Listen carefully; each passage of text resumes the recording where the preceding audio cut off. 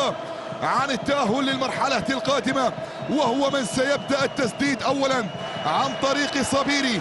عبد المجيد صبيري هو من سيسدد الركلة الترجيحية الأولى، ويقولون غالبا من يبدأ التسديد هو من ينتصر بنتيجة المباراة. لذلك نتمنى بأن يكون هذا الأمر واقعا في مباراة اليوم. عبد المجيد في مواجهة أوناي سيمون. عبد المجيد الله الله الله الله الله الله الله الله. أول الأهداف في هذا لمصلحة المنتخب الإسباني في مواجهة بونو، في مواجهة ياسين ياسين ياسين ياسين ياسين ياسين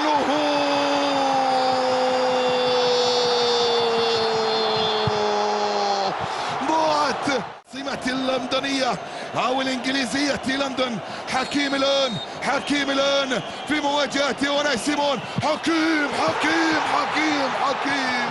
الله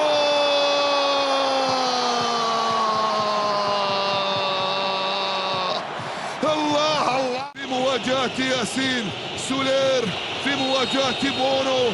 يلا يا ياسين، يلا يا زين، يلا يا ياسين. سولير الله الله الله الله الله الله.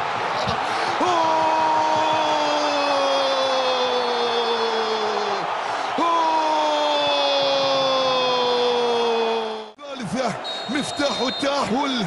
الثالثة يا بدر، الثالثة يا بدر، الثالثة يا بدر، الثالثة. لا لا لا لا لا لا لا لا لا لا لا لا لا لا لا لا لا لا. بدر بنون يضيع الركلة الترجيحية الثالثة. ويا بونو طلبتك انك تعيدها يا بونو. بونو